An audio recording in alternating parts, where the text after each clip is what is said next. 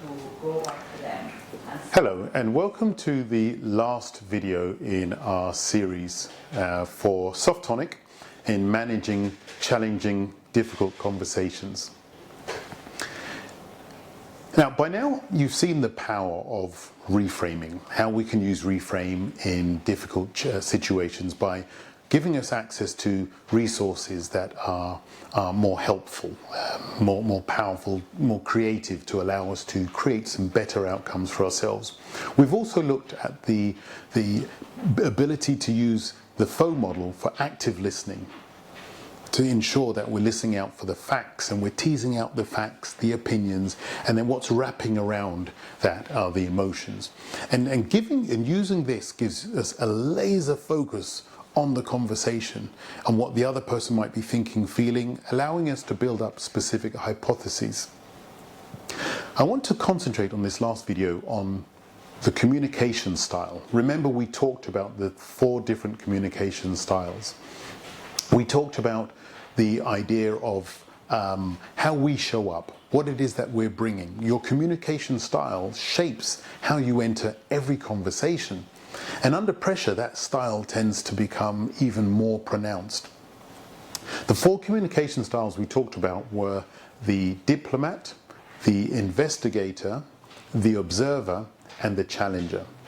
And we used the term in our workshop, the avoider, and I remember some of the feedback that we got was perhaps maybe the avoider had some negative connotations. So we've changed that. Listen to your feedback, and it's now known as the observer. So we're going to go through those just to revisit them and give you maybe jog your memory slightly. Firstly was the diplomat. Now, if you're a diplomat, you seek harmony in every situation. You want everybody to get along. Your strength is that you de-escalate tension and you keep relationships intact. There's a downside to that, and that's that you might hold back on your own needs. You may not advocate for yourself so well, or you may avoid conflict altogether. If that sounds familiar, then you're probably leaning into your diplomat style of conversation. Secondly, we have the challenger. The challenger, you speak up. You get straight to the point. You don't want to waste time. And you're not afraid to break a few eggs, to stir up the pot a little bit. Now, your strength is that you bring clarity, direction, and urgency to any situation. But there is a downside, and the downside is that you can sometimes come across as too blunt, or you can trigger defensiveness in other people. So if you find yourself in meetings where people are always defending themselves against you, then typically it's because they feel attacked. And if they feel attacked, maybe there's something that you can do as a challenger to maybe lean a little bit more into your diplomat side. The observer.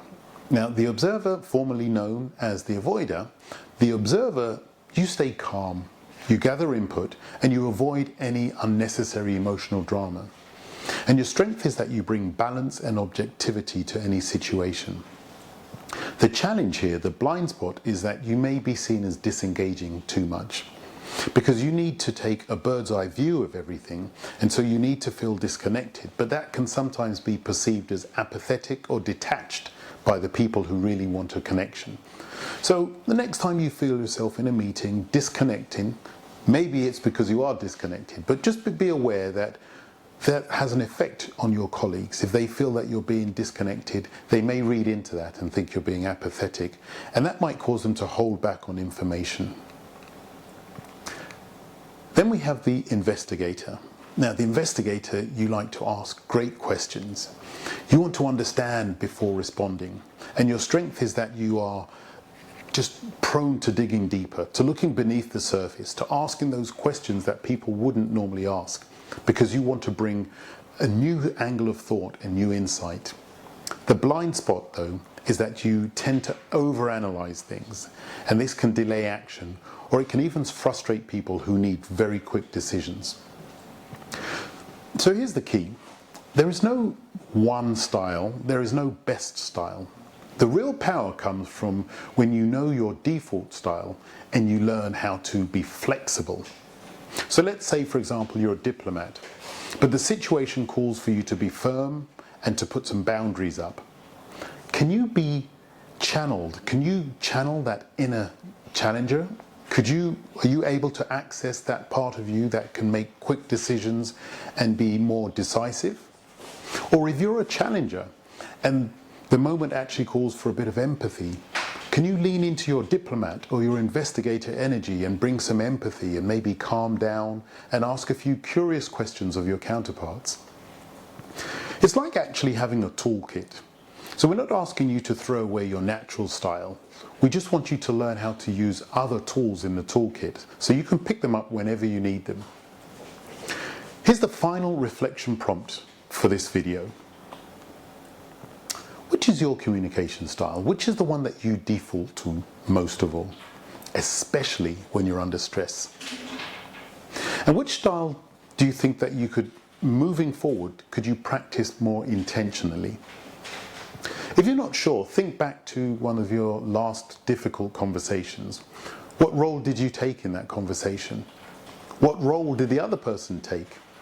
And what would have happened if you had shifted styles, even just a little? The more you are aware of your style, the more you are in control over the impact that you have. As we said in our workshop, A plus B will always be part of a conversation. C is the outcome. And the more ability, the more you are able to connect with yourself and how you are in that conversation, the more influence and impact you have on the outcome. And that's the real goal of emotionally intelligent negotiation. It's not just managing conflict, but it's a way to create clarity, connection, and momentum, even when it's hard. So thanks for joining me on this journey. I really enjoyed working with you, and I hope to continue working with you. And I want to leave you with this last tip, or it's really more of a challenge I issue to you in your teams. Make this a daily practice.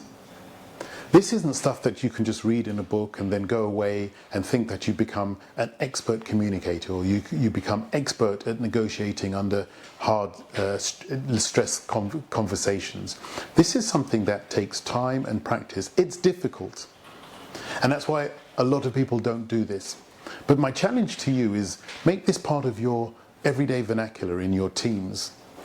Start to look for some of the low stakes conversations that you have around your teams and start to practice how you can lean in using your natural style, and then practice maybe using a few other styles and see how that fits in with you. And use active listening as you get involved in some of those deeper, more meaningful conversations. I've been doing this for many years and I'm still learning every single day. It's a fun journey and it does work. I wish you all the very best.